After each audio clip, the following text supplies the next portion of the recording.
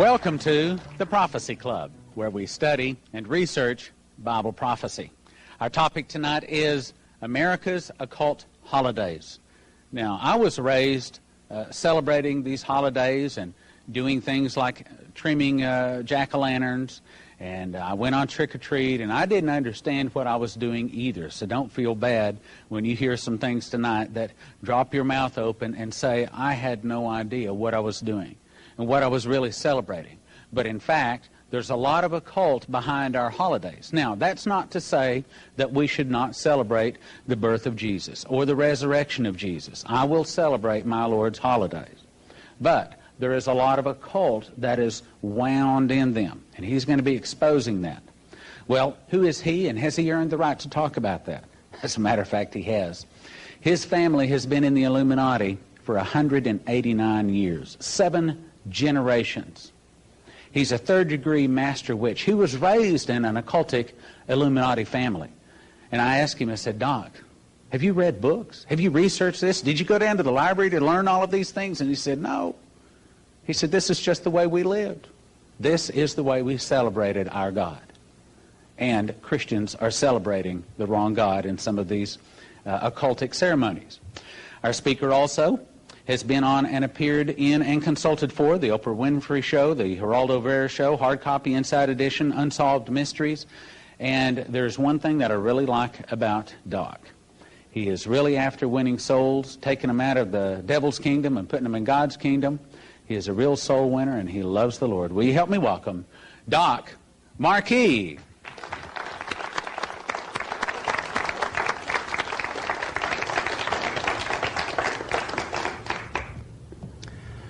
Many of us normally celebrate various holidays thinking that they're Christian or that they're American ones and that there's nothing wrong with them.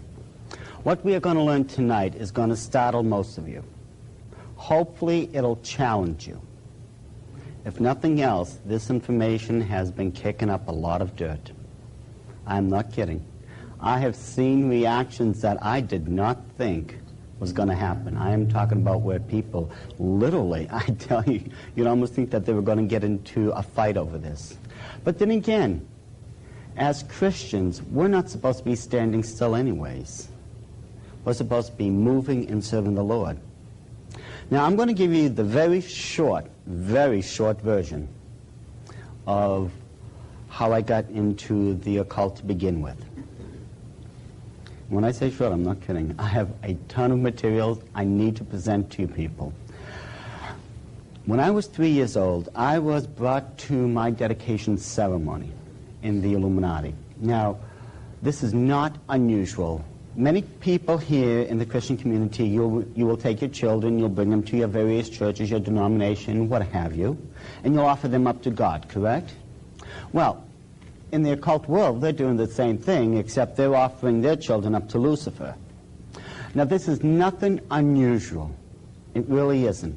For the occultists, this is a normal practice.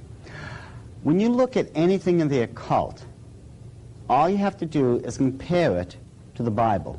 You're going to find out just about everything in the occult was either reversed or perverted from the Holy Scriptures. In the end, you're going to find out that Lucifer has never had an original idea yet. All he did was create a war and think he was going to become God. And we all know what happened then. For the next 10 years, I was put into what's known as the outer court. Now, this is best understood as the Illuminati's version of a seminary. This is where you're taught all the rites, the rituals, the 8 nights of human sacrifice, spellcasting, alchemy, so on and so forth. So by the time I was 13, at the end of another ceremony, this was my initiation ceremony now, they brought forth a book that was made out of lamb's hide. It's known as the Book of the Dead in the occult. They brought forth a quilled feather and then a ceremonial knife called athame. They sliced my arm wide open, passed me that quilled feather. I had to dip it in my own blood and sign my new occult name in this book. This made me one of them. Now, isn't it interesting how in the book of Revelation we find out that in heaven there's an angel signing our name in the Lamb's Book of Life? Again, just another occult counterfeit.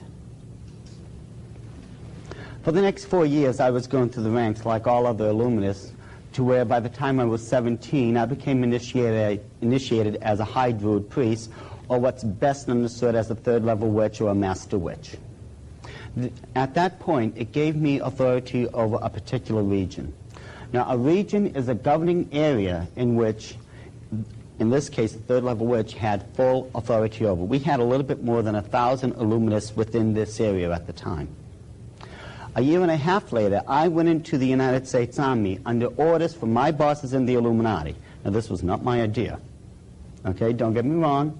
You know, but I did not go in for patriotic reasons back then. I would do it now, but the Illuminati, since the mid-60s, have had an ongoing plan in which they were sending in hundreds and thousands of their own people to where they wanted to infiltrate every single military base around the world.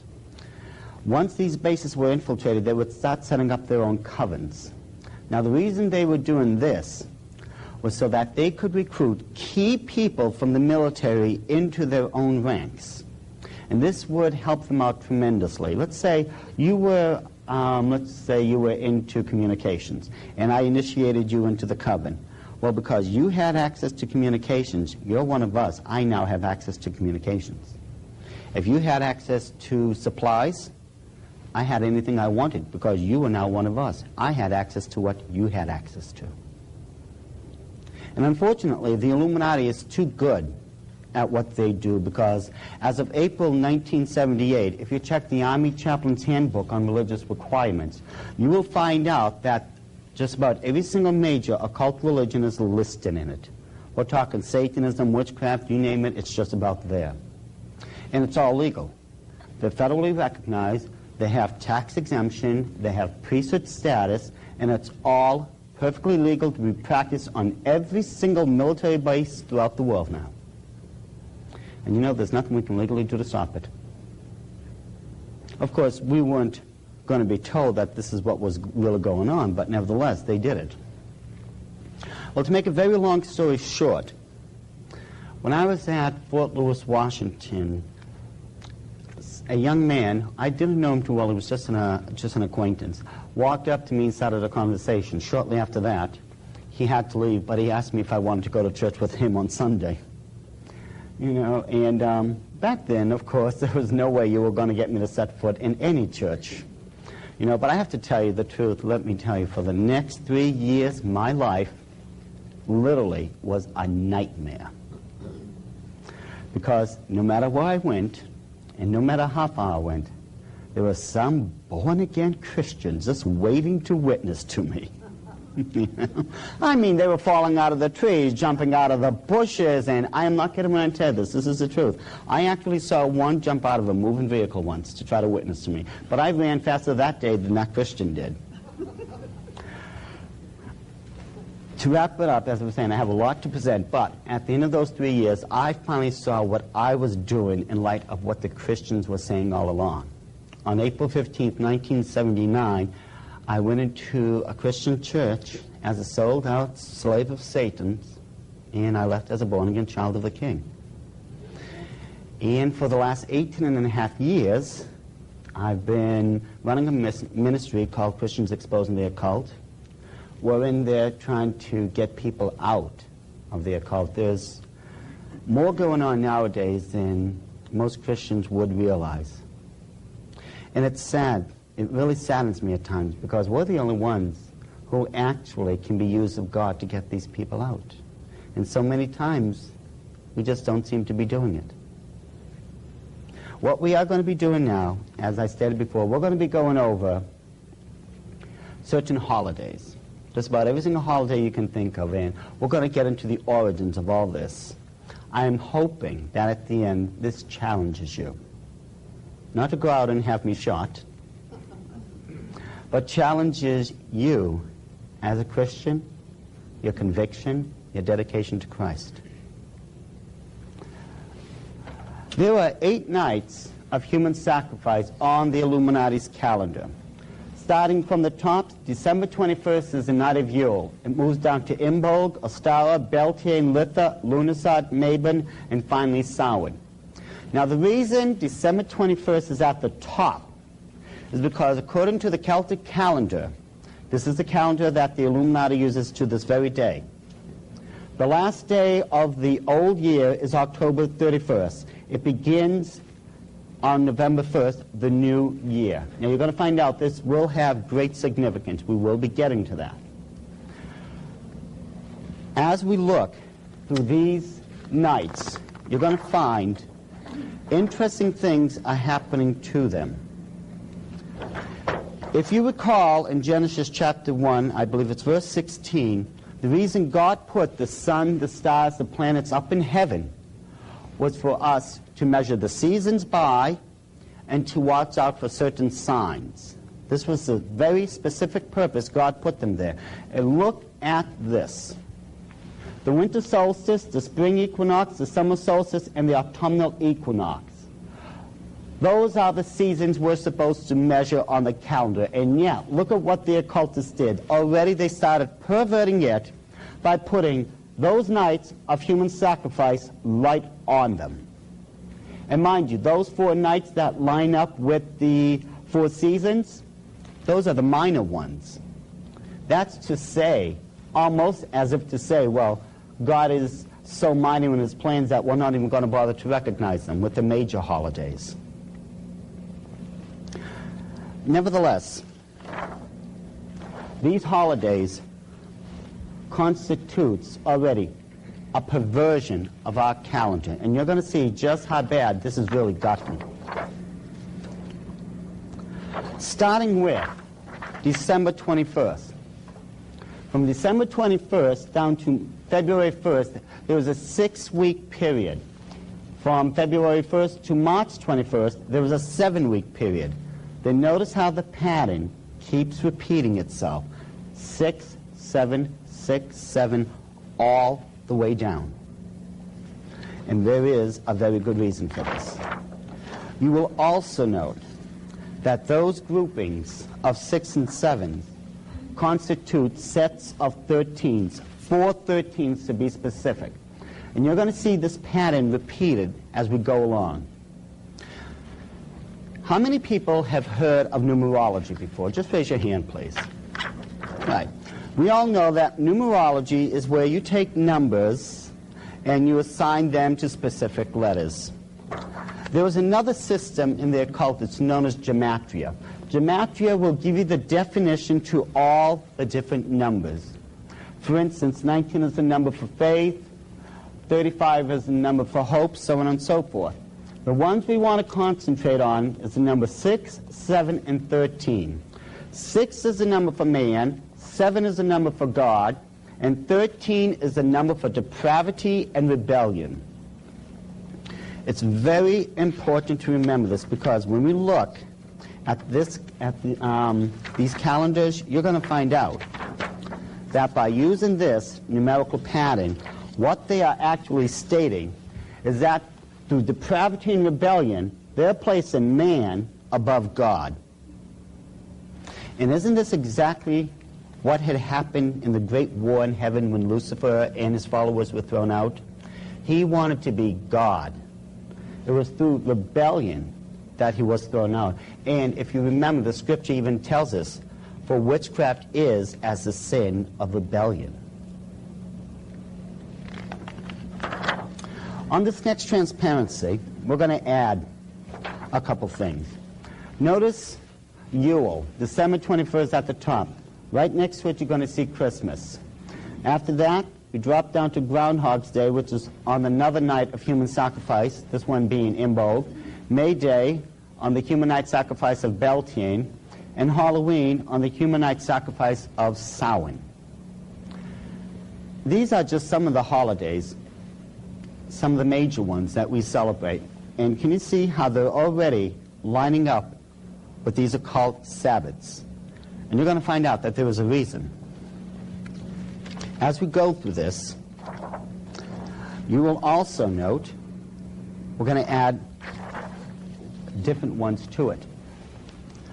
This time, we will add Inauguration Day, January 20th, Valentine's Day, February 14th, April Fool's Day, Independence Day, July 4th, July 19th, 1996, which was the Olympic Games, you will note that the next Olympic Games is going to be on the human night sacrifice of Mabon in the year 2000. Now, there was something strange going on with the Olympic Games. How many of you can recall the way that they started the 1992 Olympic Game openings? Does anyone recall what they did? They had an archer take an arrow, and he had it lit, and he shot it into the air. It arced over and landed in the traditional Olympic bowl. This reminded me of the story of Prometheus, how he stole fire from the gods. Take a good look at this next transparency. You will notice that red spiraling object on top of the tower. That is the new Olympic bowl. Do you know what the papers were calling that? That was being referred to as the Olympic cauldron. And it was being properly referred to as a cauldron for some very specific reasons.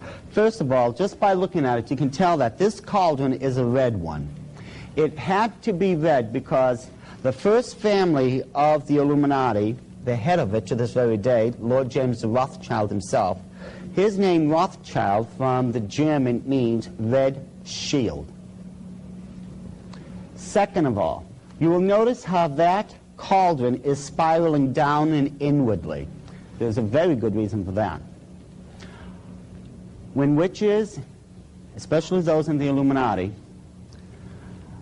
are concluding a lot of their ceremonies, they will dance in a spiraling formation.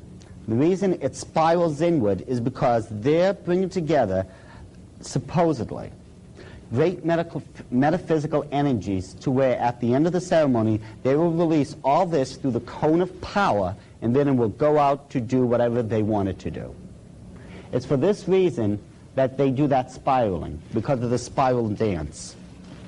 Those jet flames up there were 18 of them. The reason there was 18 because it constitutes the triplicity of their favorite number, 6 plus 6 plus 6. That's why there was 18. Now, in the occult world, there are two gods, the god and the goddess. Semiramis is the goddess. Her son/husband, Nimrod, is the god. Now, when you see the crescent moon, this is the oldest symbol that recognizes the goddess, or Semiramis. When you see the five-pointed star, you're looking at what's known as a pentagram. This is the symbol for Nimrod.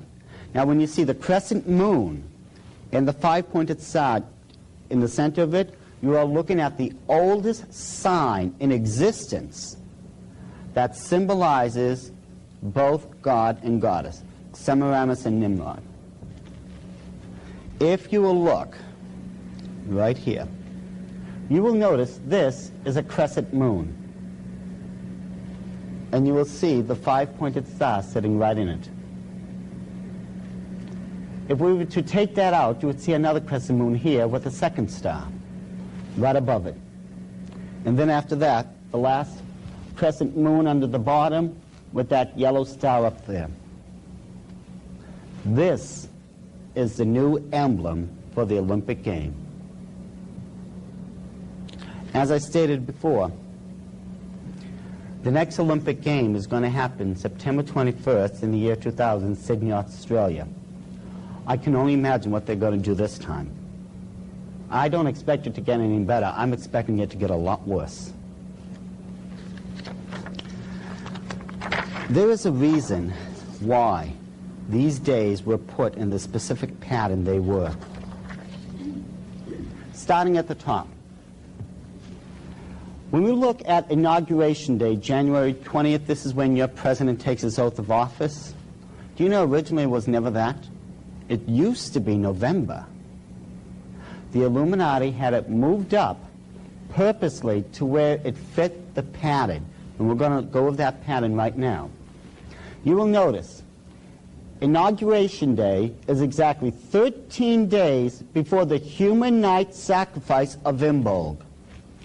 Valentine's Day is exactly 13 nights after the human night sacrifice of Imbolc. Easter, I will get into that afterwards. They have to use astrology to figure out when Easter's going to be every year. I'll explain that afterwards. All Fool's Day, or April Fool's Day, is exactly 13 weeks from the beginning of your calendar.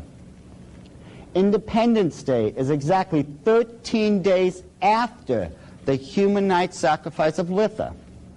Last year's Olympic game was exactly 13 days before the human night sacrifice of Lunarsad. And if you notice, the next one is going to be exactly on the night of a human sacrifice. Are you beginning to see this numerical pattern? How all these 13s are lining up? Let's face it, we can't deny the mathematics of this. All you have to do is just sit down at the calendar and count. It will point out these are all separated by 13s. And there are reasons. The main reason, at least for this alignment, is because every single one of these holidays are occultic in origin. We're going to be able to, Lord willing, go over the majority of them tonight. Starting with Christmas. Now, I am very well aware that, of course, most people in the Christian realm, just about anyone for that matter of fact, believes Christmas has everything to do with the birthday of Jesus Christ, correct? However, when you look at the scriptures, there is no way, first of all, Jesus Christ could have been born on December 25th, as they like to state, because the Bible tells us that, if you look in the book of Luke, that the shepherds were still out in the field tending to their flock. To this very day, Judaic tradition teaches us they don't bring the sheep in from the fields until the second week of October. Christ could not have been born in December then. It had to have been right before that event had happened. If you have your Bibles, turn to Jeremiah chapter 10. There's an interesting event that's going on here. And then you tell me what this sounds like. Hear ye the word which the Lord speaketh unto you, O house of Israel. Thus saith the Lord, learn not the way of the heathen. Get that one memorized, folks. Learn not to do what these occultists are doing. What are they doing? Learn not the way of the heathen, and be not dismayed at the signs of heaven, for the heathen are dismayed at them. For the customs of the people are vain. For one cutteth a tree out of the forest, the work of the hands of the workman, with the axe. They deck it with silver and with gold. They fasten it with nails and with hammers, that it move not. That's a Christmas tree. You go to the forest, chop it down with the axe, bring it home, nail it or put it in that little upright stand, take gold and silver trimmings, deck it all around, voila, you have a Christmas tree. We think this tree is supposed to be part of the birthday of Christ. How? That one's still a mystery to me, but I have to tell you, when you look at the occult religion, you're going to find out that there are very specific trees that are very sacred in the occult realm. Just a couple examples I put up here. The oak tree is the most sacred of all the trees for the Druids.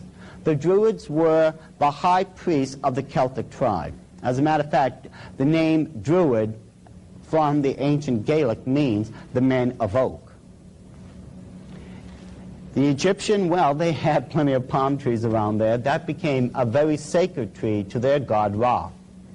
And of course in Scandinavia, where Odin was supposedly the chief god of the entire pantheon, he wanted the fir tree. Now, these people in the occult nowadays, they are still taking gold and silver decorations, putting it on their trees. A lot of them are taking cookies, putting them on the trees also after they baked them. They will take chestnuts, tie traditional Christmas color ribbon around them, or I should say Yule ribbons. See, you call Christmas what it is. The occult, it's properly known as Yule. We'll get to that. But they will take the traditional colors, either red or green, tied around chestnuts, and hang it from the tree. This is how just, some of the items became part of your so-called Christmas holiday. It is also, if you remember, the five-pointed star, the pentagram, is the oldest symbol that represents Nimrod. See, in the occult world, from November 1st all the way through April 30th, the god is in charge. He will rule over the world for those 6 months. After that, the goddess takes over. At this point of the season, he is known as the winter god. He is also commonly referred to as the horned god, the stag god, the god of the hunt, so on and so forth. It is for this reason, his symbol, the five-pointed star now, you've been placing it on top of these Christmas trees. How many of us have done this in the past? Be honest, yeah. We've been putting those on top of our trees. In the old days, of course, what they used to do, they would take candles, put them on the branches of the trees, and light them. They would also take these same candles and put them on their windowsills. But you got to remember, this time of the year, the nighttime is longer than the daytime, correct? What this candle does is send out light. Now, this is according to the occult belief now. Sends these lights out from the homes to where the winter god can see them, and he will come down and bless the people in that household. These lights are welcoming back the winter god himself. But of course, nowadays, we've modernized this, and we have these multicolored lights that blink on and off, and these fake candles we put in the windowsill, but it's still the exact same thing. You put those on your trees, you put those on top of your windowsills, you're doing exactly what those people in the occult are doing to this very day. You're welcoming in the occult winter god. Then, of course, there are the various plants that we are using to celebrate the season. We've seen mistletoe before. It's a green plant with white berries that are very, very poisonous. The mistletoe is a very sacred plant in the occult world. It's a fertility plant. It's for this reason that the custom of when you walk under the mistletoe you're supposed to kiss, that's what it's symbolizing, the rites of fertility. The Christmas wreath. It is circular in its design, and it was done so for a reason. And I'm going to try to be as tactful about this as possible. But if the truth be known, this, first of all, represents the cycle of life and the cycle of reincarnation. The reason that is so is because, occultically speaking, again, this is another fertility symbol, because it represents the female sexual organs. And it's for this reason why in the occult world there is still placed candles around it, because it symbolizes the male phallic symbol, the unification of both of them. And of course, we've seen the holly plant before. This is again another fertility plant. It's a minor one in the occult, but this one is still used to celebrate the Yule season in the occult world. And of course, a lot of us honestly believe that these holidays are harmless, that there's nothing wrong with them. Well, as we continue along,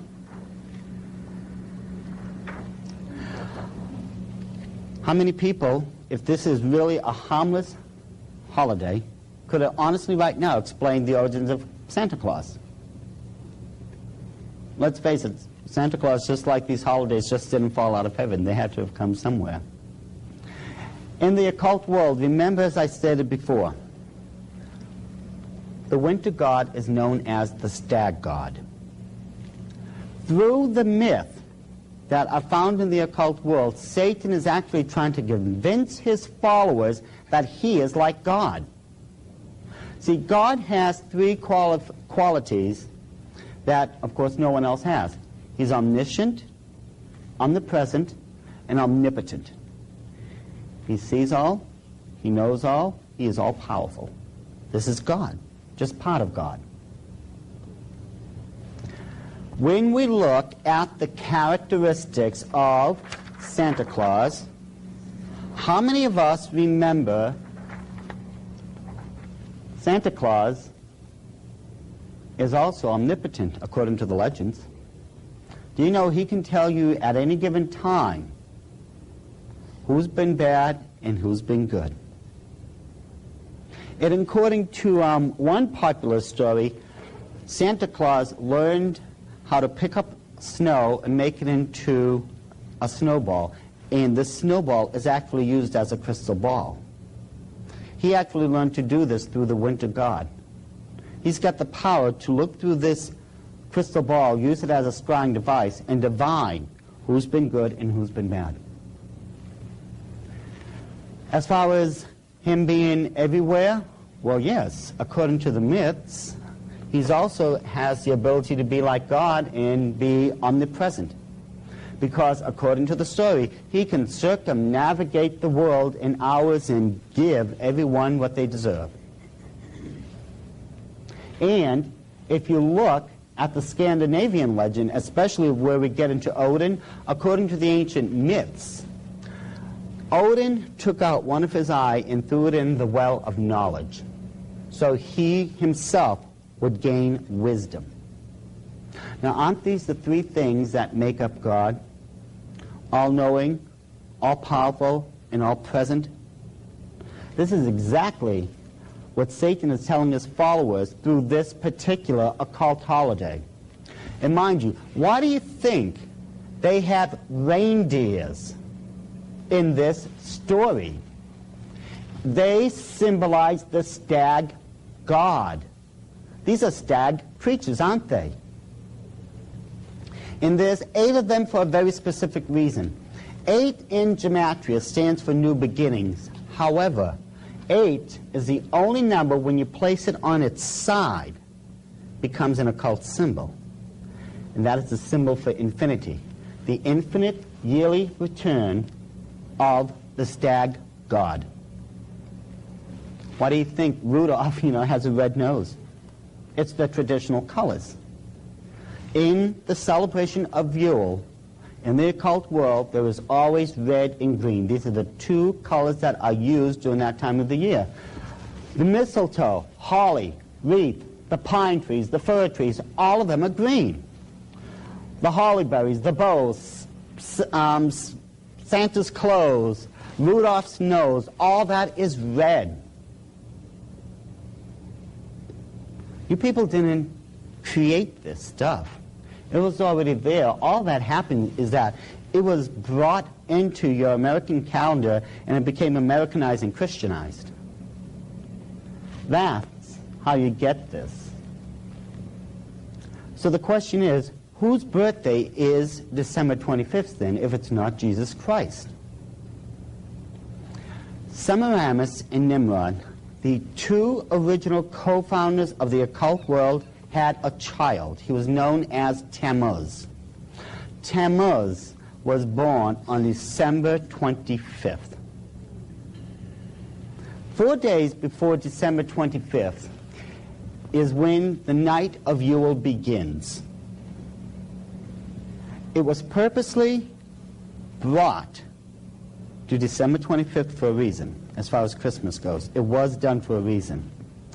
Back during the early Roman Empire days, when you had the first popes, of course, we know historically speaking, the first one was Constantine.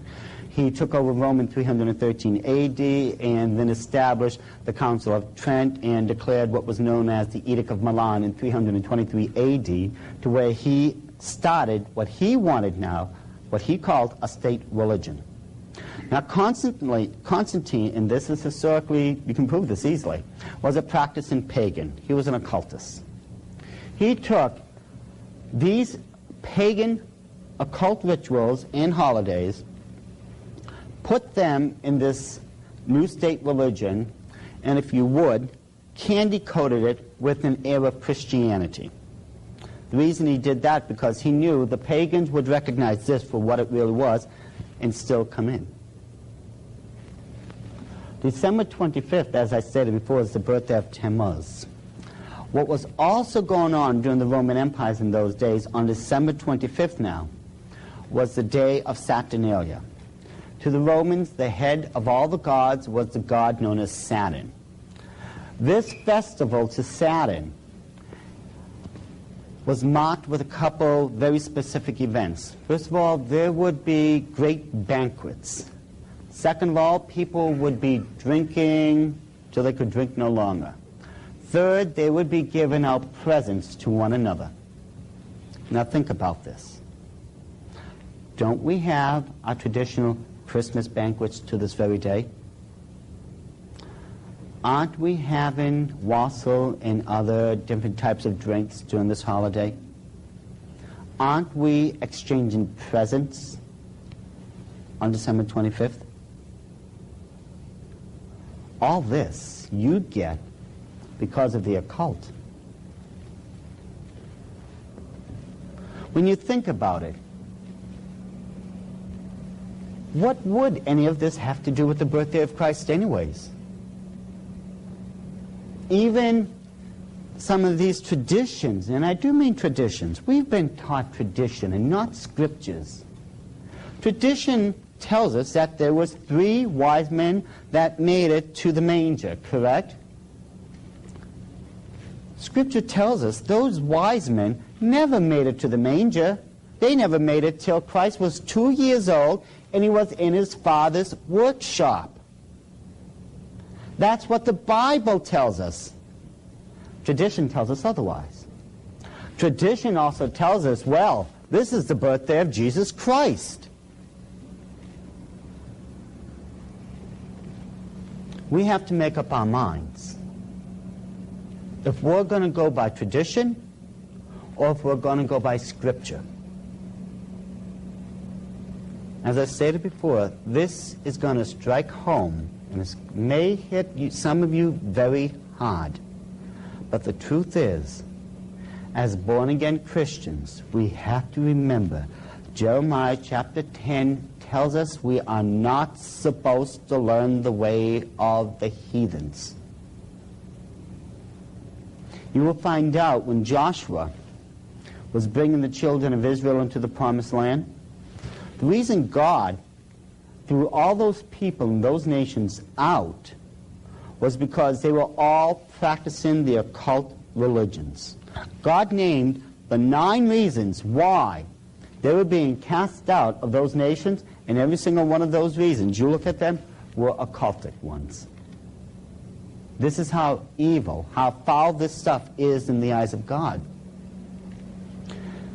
And yet, for some reason, we honestly think that there's nothing wrong with this stuff, that if we just say, well, God, you know my heart, you know that I'm honoring you. How are we honoring God if we're doing it through occult holidays? I can't see how we honestly can say we are honoring God if we're doing it the exact same way those people in the occult are doing it to this very day.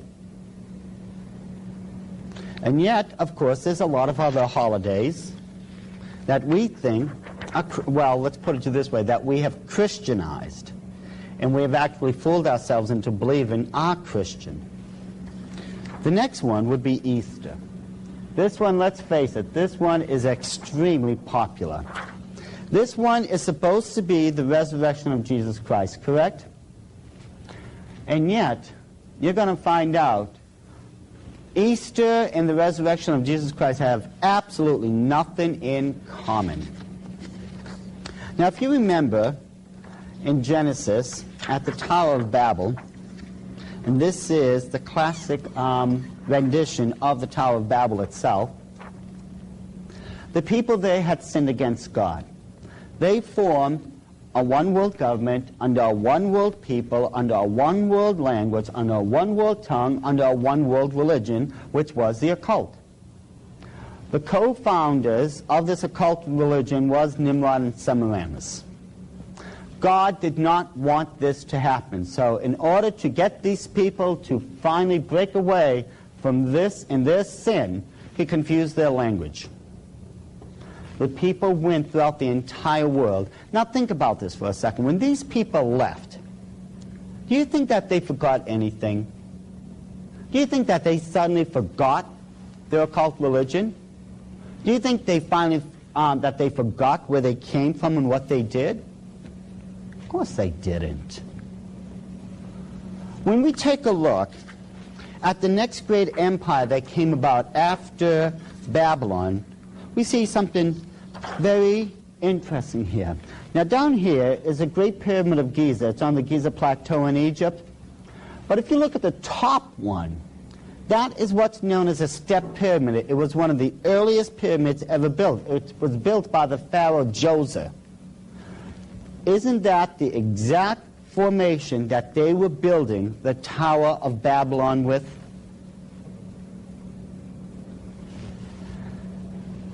Something very interesting is happening to us both historically and prophetically. It all started in Babylon, as far as our civilization goes. A one-world religion, one-world people under a one-world language, one financial system, so on and so forth. It's going to come around, and according to the scriptures, we're going to have Babylon all over again. We're going to have this one world order under a one world people, under a one world occult religion. We're doomed to repeat history because we did not learn the mistakes of it. We have really gone off the mark. But as I stated before, you will notice, same formation. What is even more interesting, how many people have heard of the European Common Market? And that they're trying to create a one-world monetary system known as the European Unit. Here is their official logo. What is that? Right, that's the Tower of Babylon again. Look at the inscription down here. Europe, many tongues, one voice. They want to reverse and undo what God did. God took one voice and turned it into many languages. They want to take those many languages and unite them under one voice, just one people again. The five-pointed stars up there, those are inverted pentafors. Those are the common symbols that are used by those people in Satanism. But there is also something very peculiar going on here. I want you to pay very close attention to this next transparency, and you'll see why they're in the formation they're at.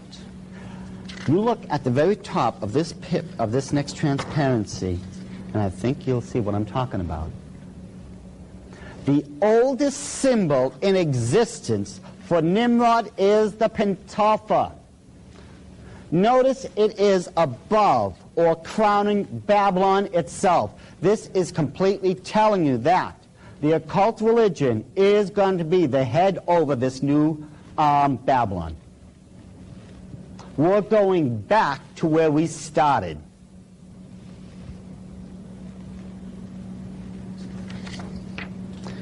If you remember in your scriptures, when Paul was going through Rome, Greece, the whole empire, well, Paul himself was not noted as a quiet man. If nothing else, Paul himself, let's face it, got into a bit of trouble. Thrown into prison at least 3 times. They tried to stone him to death. They definitely ran him out of town many times. And there was one particular event, if you people will recall it in the scriptures, where they went into, they actually were trying to get into this one temple and trying to tell these people, you're not supposed to be worshiping these false gods. And if you remember, this was in the city of Ephesus. These people were worshiping a goddess known as Diana. Remember how at the end they were shouting for hours afterwards, great is Diana of the Ephesians? They were doing this for a reason, but if you look at this list over here, Semiramis and Nimrod, their names are the only thing that change in the entire occult world. The practices are the same, but because the people went to Egypt, to Mesopotamia, to the Median Persian Empire, to Greece, to Rome, to Great Britain, and finally to America, the names were changed because of culture. The practices are still the same. Remember, when it finally got to Egypt, the sun god, which is what Nimrod was, is now known as Ra, the sun god. The moon goddess is now Isis. That's all that happened. The names changed, but the beliefs remained the same. When Paul finally got to Ephesus, the goddess that they were shouting about is Diana. This is one of the oldest statues that represents the goddess Diana. This is who they were making a big stink about back then. They were standing up in that temple for hours praising and worshiping this statue. Now remember, as I told you before, Semiramis is a fertility goddess. It is for this reason that you will notice that Diana is a many-breasted figure. It is still a fertility goddess. It did not change. The only thing that changed was the name. Again, if we go to the Roman belief system, their empire, we will look at Artemis, the goddess of the hunt. And she is also a fertility goddess.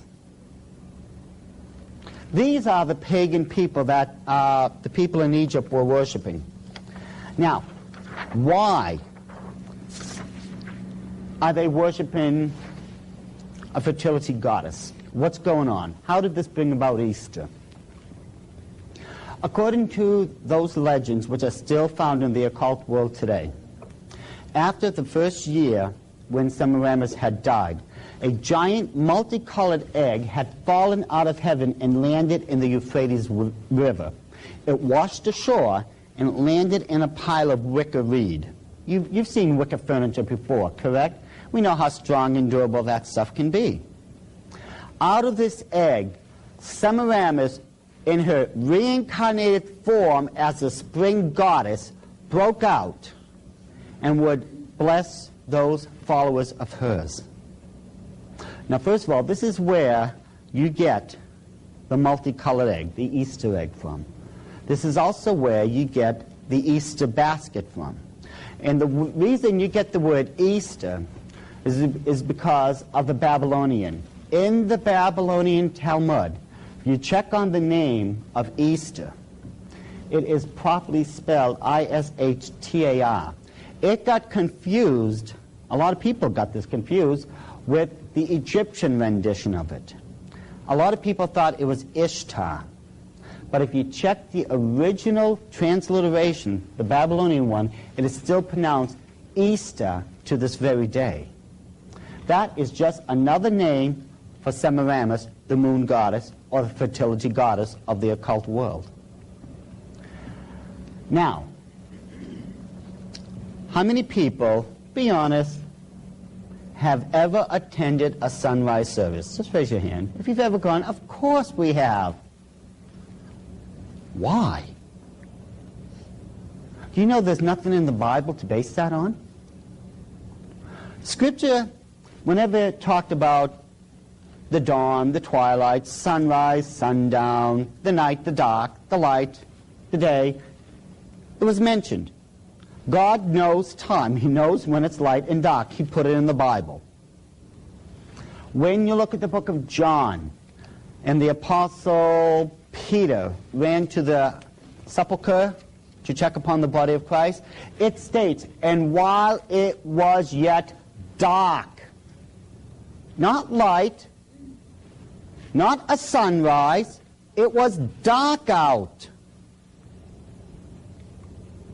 The reason we're doing it, having these silly sunrise services, is because of the occult.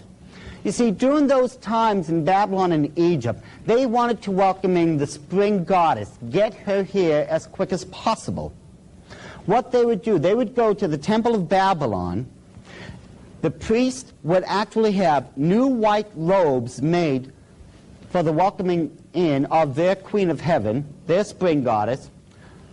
The priestesses would have these hats that actually looked like baby bonnets made for the ceremony, and they would all go to the temple.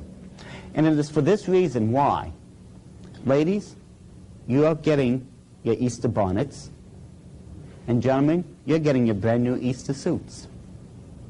That's where that part of the belief came in. But the reason these people, what they were doing, they would go to the temple, they would hold this ceremony to welcome in the spring goddess.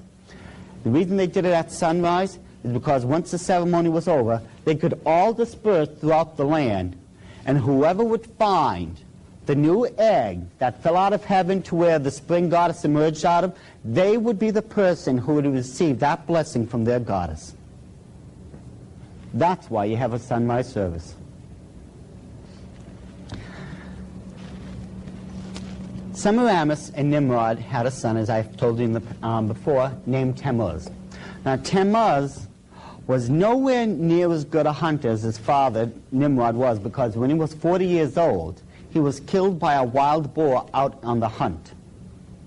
Now, an interesting event was going on in the book of Ezekiel. In Ezekiel chapter 8, verse 14, let me set this for you. God has taken Ezekiel and he's showing him visions and different things and taken him around. And at this particular point right now, this is what it states. This is what God is doing with Ezekiel. Then he brought me to the door of the gate of the Lord's house, which was toward the north, and behold, there sat women weeping for Tammuz. Tammuz now, the son of Nimrod. The reason they were doing this ceremony, what they were involved in, now remember, this is in the house of God himself now. These occultists were practicing a very ancient ritual. They would fast, they would weep, they would wail, they would give things up because their god Tammuz was dead. And you know what? This is where you get Lent from. Lent is 40 days in totality. Those days represent 1 year for every year of Tammuz's life. 40 days for 40 years. Are the people not weeping, wailing, they're fasting and giving things up on Lent? That's exactly what they were doing here. And yet, we think this is supposed to be part of a wonderful Christian thing that celebrates the resurrection of Christ. And you know why you have your traditional Easter ham? Occultically speaking, when you kill, when you eat that Easter ham, you are symbolically killing that thing which killed the god Tammuz. That's why it's an Easter ham.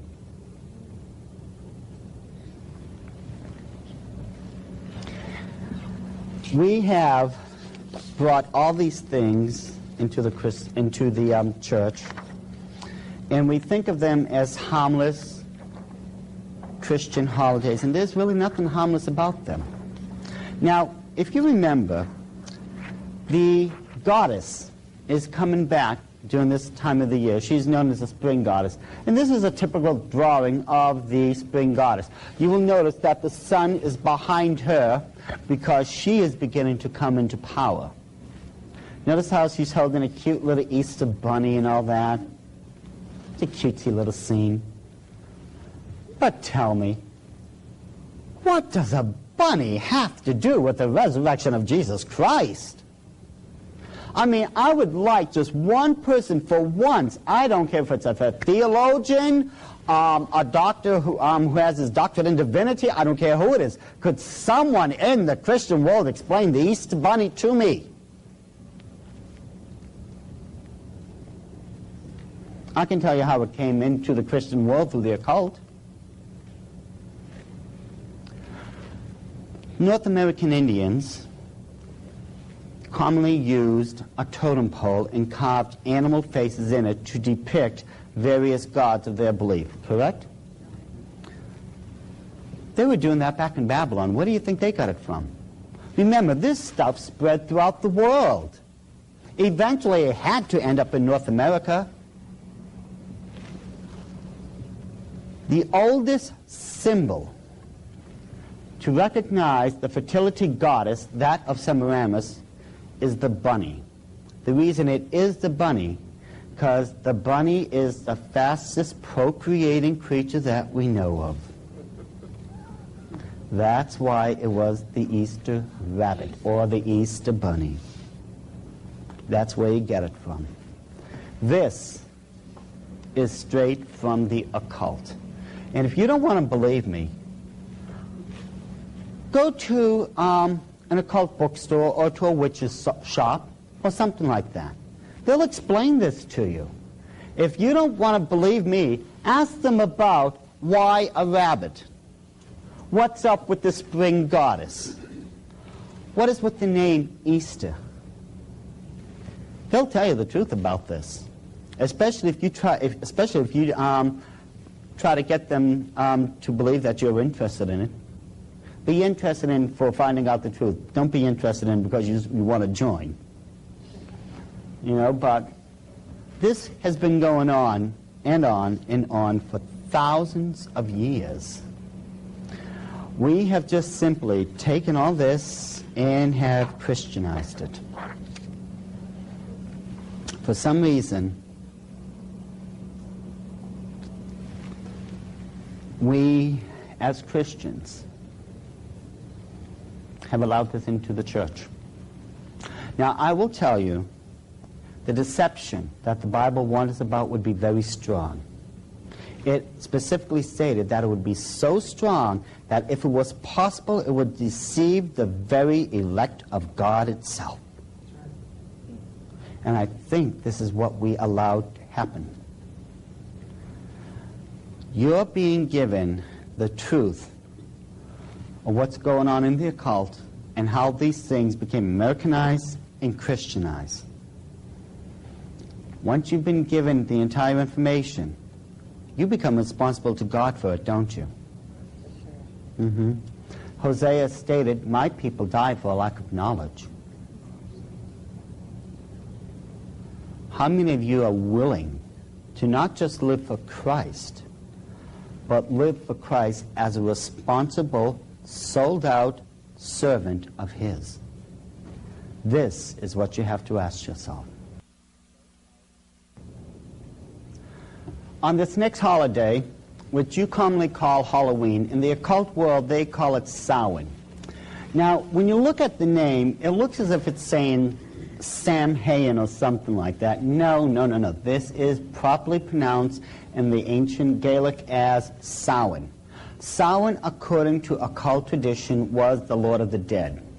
Now, around 900 BC, a very fierce nomadic people came into the areas of what used to be known as Gaul, Saxony, Brittany. We know it now as the British Isle, and of course it eventually went through Scotland, Ireland, and the rest of the surrounding areas.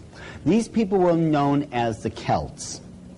Now, the Celtic people, they were so fierce and so barbaric that twice they held off the famous Roman legion and extracted heavy tribute from Rome itself.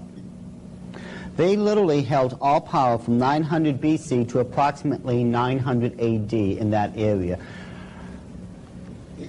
The Celtic Lord of the Dead, Samhain, is just another name, Samhain, for Nimrod. You study all the myths, all the occult myths of Samhain. He is also a stag god. has horns just like the stag god of the occult world that is so constant. But this particular time of the year, October 29th through the 31st, those 3 days constitute what's known as Samhain. Everyone thinks Halloween is just a one-night thing, October 31st, but it is not. See, in the occult world, this is a 3-day fire festival. It lasts from the 29th through the 31st. During the time when the Druid priest held power in Great Britain, now the Druids held all power. You couldn't get married without their permission. You couldn't hold any type of official title in the clan without their permission. You couldn't even attend any of their religious ceremonies without their permission. They literally held power over all life and death, and you're really going to find out how in this example. During the nights of Samhain, the Druids would gather at these giant megalithic stone circles. One of the most common known stone circle is, of course, Stonehenge. Just about everyone has seen Stonehenge at one time or another, be it in picture or if they were actually there. Now, Stonehenge, as I said, it's a megalithic crop circle. Megalithic crop circle. That's the UFOs. Wrong subject. But we could always get there. This is a megalithic stone circle. It served 3 specific functions. First of all, it was a temple complex. Second of all, it served as an astrological observatory. Third, it served as a place of human sacrifice. Archaeologists have already unearthed, underneath Stonehenge, over 4,000 human skeletal remains. And that's just Stonehenge. There are hundreds of these throughout the British Isles. This one, believe it or not, is small compared to some of the others. The one in Avebury is over a mile in circumference. This is just a small one. And there's over 4,000 dead human sacrifices underneath it. You multiply that by X amount of hundreds of these stone circles, and I think you'll understand what the Druids were all about and why they were so greatly feared by the common folk. During the time of Samhain, the Druids, in this example, they would meet at Stonehenge. They had a giant cauldron, a black pot, that they would fill with what you would best understand as an apple cider-like substance. They would light the pot, and then all the Druid priests would go out throughout the countryside. They would go to various mansions, to castles, to people of nobility such as the earls, marquis, dukes, what have you. They would walk up to the front door of these places, and you want to know what they would yell out? Trick or treat, exactly. Now see, trick or treat is a 2-part expression that literally sent waves and waves and waves of panic throughout the people who ever heard it. You see, if the Lord of the Manor cooperated with the Druids, he would take one of his own servants or one of his own household members, someone of his own family, and pass them over to the Druids to be used as a human sacrifice offering that night. The Druids would leave you a treat for your cooperation. They would take a pumpkin that was previously hollowed out and filled with human fat. They would leave it on the front doorstep and light it. This served as a water protection from all the demonic forces that would be unleashed that night. Now this is where we get into the trick. If you did not cooperate with the Druids, they would take blood from a dead body that they had actually been dragging around and paint the 6-pointed star with the circle around it. This is known as a hexagram, from the Latin hexere for 6. This is the foulest, the most evil of all the symbols in the occult world. I don't care what anyone else tells you. You need that symbol if you're going to summon a demon to this plane of existence. The Druids would paint that in human blood on the people's front door. Someone would die between those nights because of the demonic forces that were summoned. 4 or 5 hours later, the Druids would all return, in this example, as I stated, back to Stonehenge. Once they got back to Stonehenge, they would take these people and put them in these cages. One particular cage is of great interest. They would take those wicker reeds. Remember how we had talked about those before, how the Easter egg landed in wicker? And it's a very, very durable material. What the Druids would do a week before Samhain began, they would send the Celtic warriors out throughout the countryside where they would gather up thousands of these wicker reeds. Once they brought them back, they formed a giant wicker man. The wicker man looked something similar to this. It stood approximately 25 to 30 feet in height and was just intercrossing wicker reed to where it formed the effigy of a human man. This would usually be 2 to 3 levels in height and have cages running throughout it. The Druids, once they brought back all the human sacrifice offerings from trick-or-treating, they would throw them into those cages and tie them. Now, if by some chance they ran out of space in the wicker man, they had these regular square cages made out of wicker that they had set aside just in case.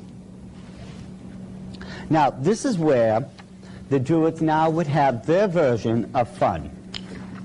They would take approximately 12 prisoners, 12 people now who were going to be used as human sacrifice offerings, and line them up in a single row in front of that cauldron. They would take an apple, throw it into the cauldron, and say, if you can take that in between your teeth on the first try, you will be set free immediately. Who would do that? Raise your hand. Who would try to grab that apple in between their teeth so that they could be set free? Who would do it? Raise your hand, please. There's only one problem, though. That cauldron has been boiling away for 4 to 5 hours now. The boiling temperature of liquid is 212 degrees Fahrenheit. Now, who would do it? No volunteers? You? You know you'd be the only one then who would have a chance of living. You see, if you didn't try for it, you were going to end up as a human sacrifice offering anyways. This was your only way out. Every single person there did take the chance, except with dire consequences, let's face it. After they plunged their heads into that boiling liquid, their faces, their neck, and I don't even know how much of their chest and back, literally was just melting to where they would be permanently disfigured and unrecognizable.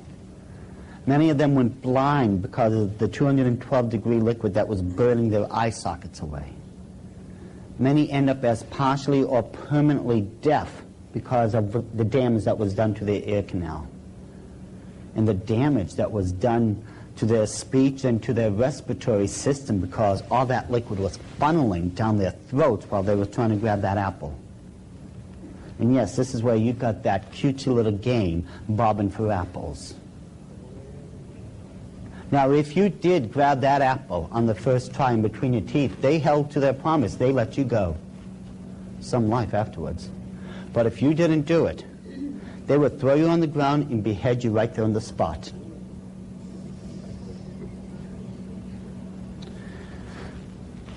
Samhain is the highest night of human sacrifice on the Illuminati's calendar. And the reason it is because this is, at this time of the year, what's known as a crossroad. It ends the old year and begins the new one. Now, all crossroads in the occult are sacred. Another example would be where the beach begins and where the beach ends and the ocean begins. That's a crossroad. That's considered a sacred spot. All crossroads are sacred. Now, during this time of the year, it is believed that those souls that had died from who knows how long ago, because the veil that's separating the third and fourth dimension are supposed to be at their thinnest, those departed souls can cross over and visit their loved ones for the night. But nothing guaranteed that these spirits would be benevolent. In order to keep these spirits in line, the Druids came up with these hideous masks and decorated their robes with all types of occult symbols to control these demonic spirits, if you would. And you know, this is where you get your costumes for trick-or-treating from. Let's face it, it comes straight with the mask and the outfit to this very day. And yet, we've allowed this into the church. I mean, be honest, people, before God right now, be honest. How many of you have ever gone to a Halloween party at a local church? Raise your hand. Be honest here. There's nothing wrong with it, I mean, as far as being honest goes. Now, the thing is, and I'm going to hear so much for what I'm about to say, but then again, let's face it, a lot of times the truth just isn't popular. Those people who go to a Christian church and have a Halloween party, they're open hypocrites. That's exactly what they are. And that's a tough thing for a lot of people to swallow. Because this is a fun thing. This is supposed to be nothing but fun. And yet, you know, there's actually a group that's actually worse than that. Many of the Celtic people, those in the tribes and the various clans, could not attend the Samhain festival and a lot of these religious holidays because of the distance that they lived away from these temple complexes. What they did, they would hold the exact same ceremony, except the Druid priests weren't able to preside over it. Instead of calling it Samhain, those Celtic warriors called it a harvest festival. Now, how many of us have ever gone to a church where there has been a harvest festival? Those people doing the harvest festival, they're the closet hypocrites. I mean, bad enough being open about it, but being a closet hypocrite about it, I mean, really. But that's exactly what's going on. We've given it this wonderful Christian air. We've even gone so far as to tell the kids, it's okay if you wear a costume that has Moses or Ruth or Mary or whoever. It is not all right. When the Bible said, learn not to do the way of the heathen, do you think God was just taking up space? We have got to make up our minds one way or the other to commit ourselves for Christ or not to. Those are the only two choices we have. Because when you look at the third chapter of the book of Revelation, it talks about a curse that's upon our church age, and that's known as the Laodicean church age. The Laodicean Christians, for the most part, are just lukewarm at best. And those are fence walkers. A fence walker is just walking the mark, and he's not committing one way or the other. How can God bless a person who won't make up his mind one way or the other? This is what it comes down to. And didn't Hosea himself say that my people die for a lack of knowledge? Well, I think we're getting a fair amount of knowledge right now, but the question is, what are you going to do with it? This is what you have to ask yourselves. And as I said before, this is not a popular topic of discussion. Let's face it. How many of us have gone out, we've celebrated Christmas, we've gone Easter egg hunting, many of us. Halloween, harvest festivals, and trust me, I'm not done yet. But this is popular stuff. But since when did Christ tell us we're here for popularity points? We're not here for that reason. We're here for one and only one purpose, and that's to fulfill the Great Commission, to go out there, preach the gospel of salvation, and get these people saved. But how is that going to be possible if our own houses need to be cleaned up? We want God to shed his blessings from on high. We want God to use us.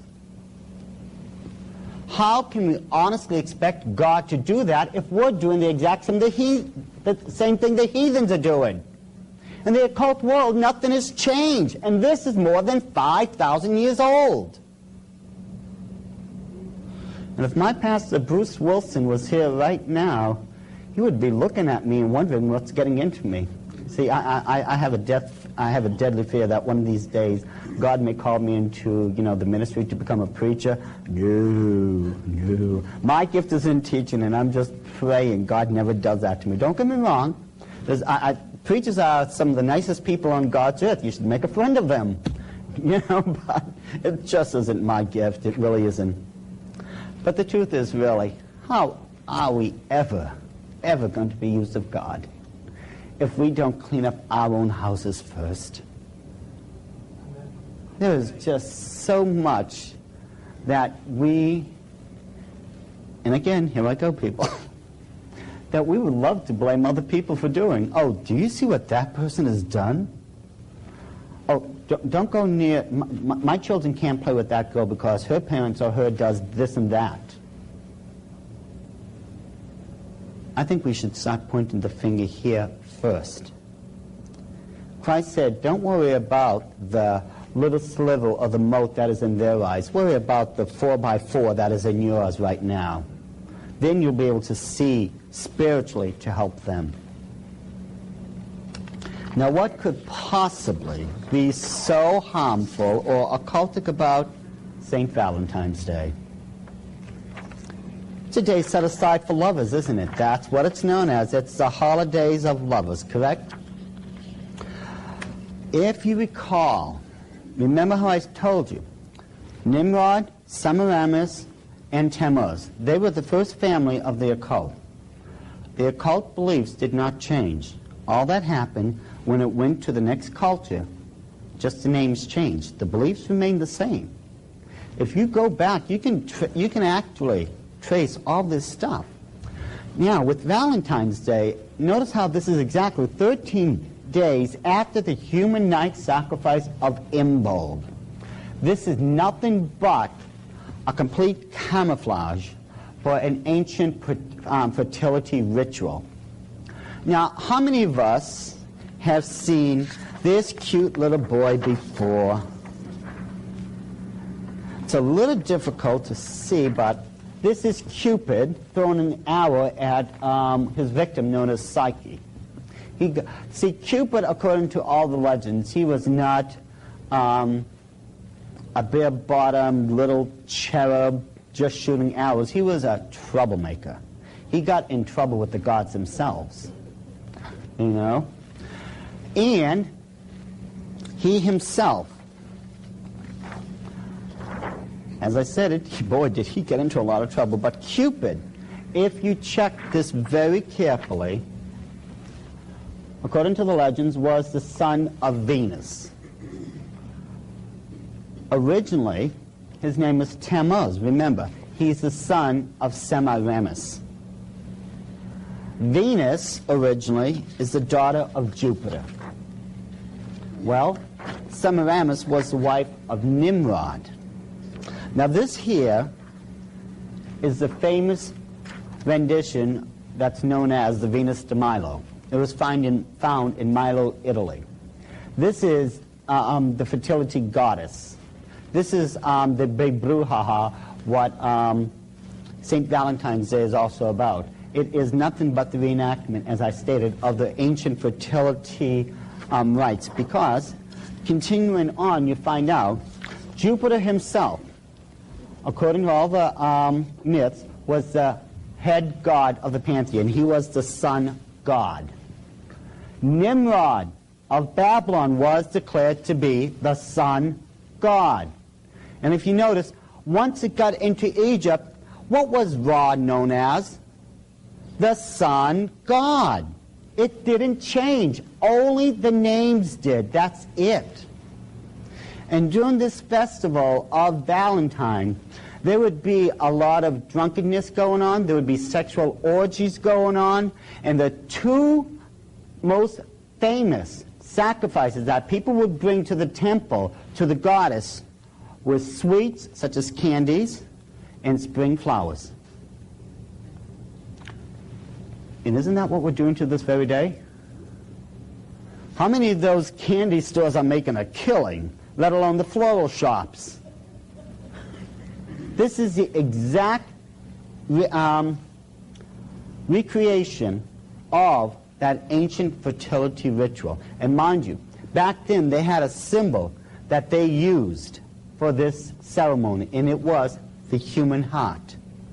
The reason it was the heart was because the heart represented the seat of all emotions, including love. And to this very day, we will reenact this ancient occult ceremony, and we won't even think twice about it.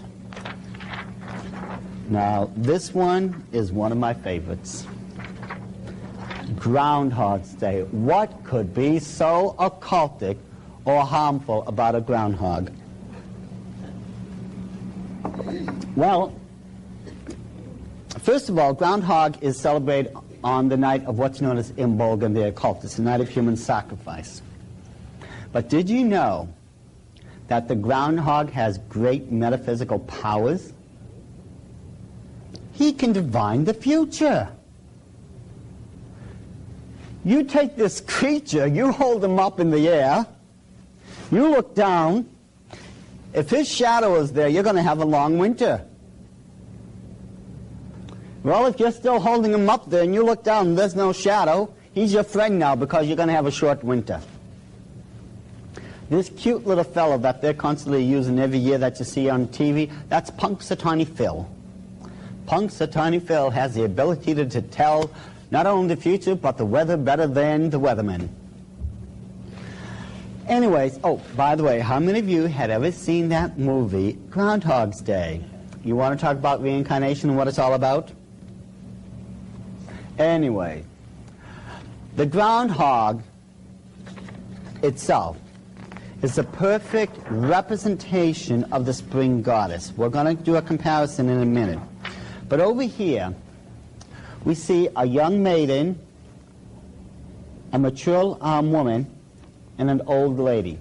These three ladies represent the three stages of the Earth Mother's life.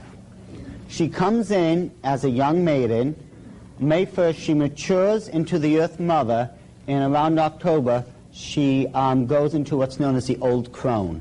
This is what's known as the maid, the mother, and the crone. This represents the three facets of the Earth Mother. Now, when we take a look at the groundhog and compare it to the Earth Mother, you're going to find that there is no difference. You see, the Earth Goddess, when her time is over and the stag god comes in, she goes into the earth and sleeps until the spring. Isn't this what the groundhog does? He goes into the earth and he hibernates. The Earth Goddess is sleeping in between two specific periods of time, winter and spring. Isn't that exactly what the groundhog is doing? Work with me here. Nod, yes. Don't force me to get desperate. The goddess is known as an earth creature. This is why she is referred to as the Earth Mother. Isn't the groundhog also an earth creature? The Earth Goddess will only begin to reawaken during springtime. That's when she begins to come back into power. That's when she begins to come back as that young maiden. Isn't that when the groundhog also begins to come back? The goddess completes the cycle of the year, or what's also known as reincarnation. Isn't that what the groundhog is doing? And the Earth Goddess, every year, she represents rebirth and renewal. And this is exactly what the groundhog represents. Can you see, when you take them and compare them side by side, step by step, all the way through the belief system, that there is no difference? This is why Groundhog became an American holiday, because it was an occult one first. And all that they did, as usual, was Americanize it and put it right in your calendar. Mind you, right on the human night sacrifice of what is known in the occult as Imbolg. Now this next one, again, it seems harmless on the surface. How many people, of course, have ever heard of May Day? Of course. Now, May Day itself, on the surface, again, it looks harmless. A lot of people just think it's another time just to come together, share some old times with some old friends, do some dancing, some drinking, what we not. But look at the top of this particular transparency. What are those people doing? Right, they're dancing around the maypole. But what people, first of all, don't realize, you see, first of all, this is on May 1st, what's known as Beltane. Let me explain Beltane to you. B-E-L, or what's known as Baal. You'll find the word Baal and Bel in the Bible, both of them. Constantly throughout the Old Testament, where God told you not to have anything to do with Baal worship. Baal worship is the recreation in the occult now of certain fertility rituals. Remember, Baal, this is just, again, another countercultural name for Nimrod. He had many names as it spread throughout different cultures. Now, I'm going to, once again, I'm going to try to put this as tactfully as I can. But you've got to know the truth about this. That maypole is nothing but a phallic symbol. It's for this reason that the people on the ground are dancing around in that familial circle again. It represents the female reproductive organs. This is a mating fertility ritual. You will notice, now those streamers that are coming down are usually a good 6 feet in length. Most of the time it's red and white, though other people will do different colors, but that's okay. Because the men, they're dancing around in a clockwise fashion. That's known in the occult as widowshins. The women, they're dancing in the counterclockwise fashion, which is known as diosol. And if you notice, because of this, those ribbons are intertwining, correct, around the maypole. This shows the unification of the sexual organs and the act of procreation itself. That's all that May Day is. This is just a recreation of an ancient fertility ritual that still goes on in the occult today. This lady down here, this is the earth goddess. This is her in her full blossom now. She is a mature woman, and again, she is a fertility goddess. That's why on May Day you have this fertility ritual. Now, this one seems so harmless. This last one we're going to be covering. What can possibly be so wrong about being Irish for a day? St. Patrick's Day, correct? What could possibly be so wrong about it? What could be so against our Christianity that we shouldn't have a thing to do with it? Well, first of all, if you know anything about the myths, the leprechaun was a demonic imp. He was an elf. Now, I hunted high and low for the best drawing of an elf I could come up with. And I think the one I found is absolutely adorable. Isn't he a cute little fella? I mean, he looks like a Keebler elf. You know? But he is green for a reason, because he's an earth creature. This is why you see all the green in St. Patrick's Day. It represents nature. This is a nature-oriented occult ceremony with the holidays that go with it. He is always seen with a cauldron filled with gold coins, correct? I'm going to tell you something that just may really upset some of you. Back during the days of Babylon and the Egyptian Empire, the people were worshiping, and you'll find this in the Bible, a particular pagan god known as Moloch. Moloch was usually depicted as a giant bronze demonic statue with two horns, and he would have his hands outstretched over a fire pit. Parents, in order to receive financial blessings from Moloch, would take their own infants and place them on those white, hot hands. And if the children were old enough to walk, they would take the child and throw him into the fire pit.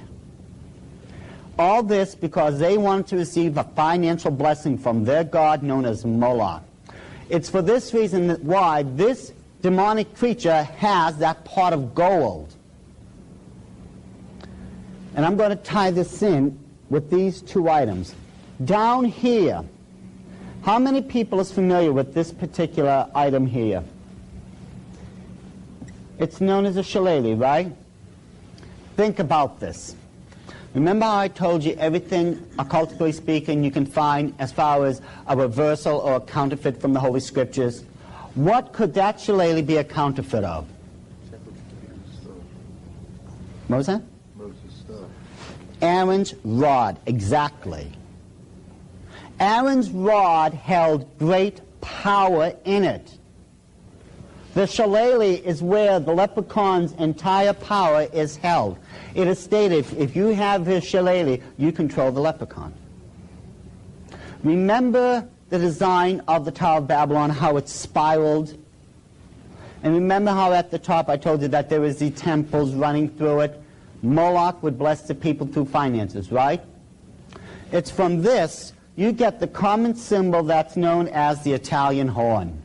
The Italian horn itself spirals like the Tower of Babylon, and you ask anyone who wears it, they say, I wear it for financial blessings and for good luck. Isn't that what you've heard about it? That's where you get it from. It came first from the shillelagh. The shillelagh was a counterfeit of the rod of Aaron, and they took that symbol and made it after the fashion of the Tower of Babylon. This is how it all came into being.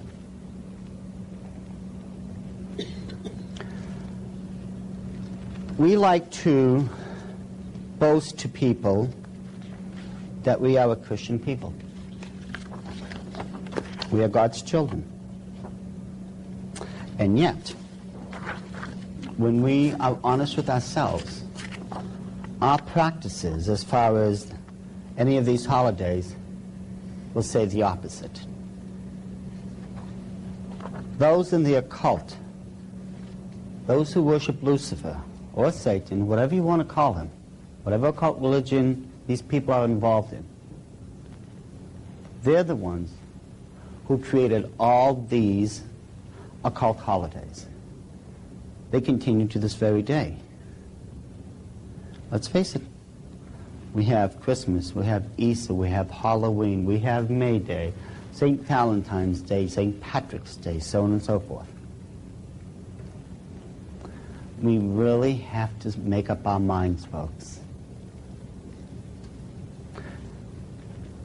Hosea once again said, my people are dying for a lack of knowledge. Well, the thing is, you've got the knowledge now. The question is, what are you going to do with it?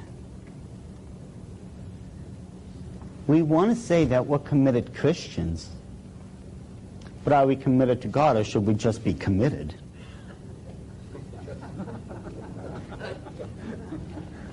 These are not going to be easy things to tackle. Then again, let's be honest, God never promised you an easy life. He said he would give you the strength to make it one day after another. Are you going to keep practicing these holidays? I'm going to hope you don't. I can't tell you not to, because if I just tell you right now, you can't do this anymore, I would be stepping on your free will. God gave each and every single one of you free will, the ability to choose. For me to force you into not doing it would be doing something God himself wouldn't do. If you ever notice, God won't step on anyone's free will. If he wanted people without free will, well, these couldn't be people who could love him. They would just be robots, wouldn't they? But God gave us free will so that, among other things, we could freely choose to love him. But again, as we're saying, all this is going to have to come down to your choice. Are you going to continue to practice these occult holidays? Because that's what they are. You can ask anyone in the occult. Go to an occult bookstore or find a witch or even a Satanist. And after you witness to them, ask them about them. They'll tell you. Some of you may be able to just stop it just like that. God be praised if you could. Some of you may have to try to do this slowly. Because let's face it, a lot of this has very deep roots into our lives and into our traditions. Scripture tells us in Romans 14, we're not supposed to be putting one day above another. It's never supposed to be like that.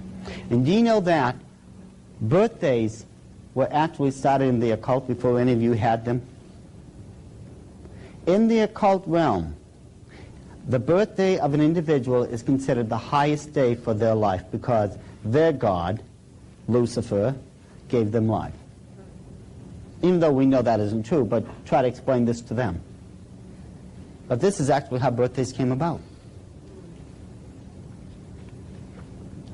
It's important to remember, not one day is supposed to be put above another. Do you know that when Christ was teaching on the Decalogue, or the Ten Commandments, 9 of them he told us we should observe. One of them he said, you don't have to worry about. Does anyone know what that one was by any chance? Sabbath. The Sabbath, exactly. You're never supposed to worry about the Sabbath day again. And the reason is Christ said, I am the Lord of the Sabbath. You're supposed to be worshiping me every day of your life. It is not a go to church on Friday or Saturday or Sunday and get your fix. This is 7 days a week, love Christ. Not one day is supposed to be put above another. Not one day is just supposed to be set aside where you say, okay, I'm going to love Christ today, do his things, as he said, and then for the next 6 days, live like I'm back in the world again. These are tough things, people. They're very popular. And I honestly wish I could just get every single one of you to just do something about it. But I can't. I don't have the authority, and even if I did, I still couldn't because I'd be stepping on your free will. But you've got to take all this information, go to your dear Heavenly Father, and you pray like you've never prayed about it before. Because I'll tell you right now, when I was in the Illuminati, I not only learned this, but I learned more things than what you can imagine, to where I can tell you right now, the New World Order is coming down the pipeline quicker than even what you've been told. And unless you're prepared as true Christians who's willing to stand up and be counted, I'm going to promise you right here and now, you're going to be bowled over and there's nothing you can do about it. Remember, an educated person can't be taken over because they see it coming and they know what they're doing. However, an ignorant person doesn't see it coming, and he won't know what hits until it's too late. The choice is up to you. Are you going to worship God all out, 100%? Are you only going to worship him part of the way and stay as maybe a Laodicean Christian? Are some of you just happy in your Christian comfort zones? Because let's face it, those Christian comfort zones, people, hey, they keep us from getting involved, don't they? They keep us from getting our fingers dirty, our knees from getting scraped. It's a wonderful thing to have. But I don't remember one of the apostles having them. I don't remember one of the regular disciples having them. Think about what you've been told tonight. I'm honestly praying it not only convicts you, but it causes you to truly dedicate yourselves to a 100% sold out mindset to where this is how you're going to serve Christ for the rest of your life. I'm going to turn over to Stan, and truly, people, I do ask God blesses you and that you do make a wise decision.